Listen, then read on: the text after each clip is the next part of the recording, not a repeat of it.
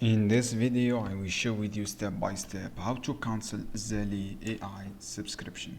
If you want to cancel your subscription or membership, follow me on this video guide. First, log in your account in Zeely AI with your email and password. This is the first step you need to do.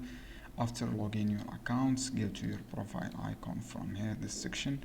When you click your profile icon, you will see this page. On this section, go your subscription. Click on this icon on your subscription. When you click on the subscription option, you will see your state is active.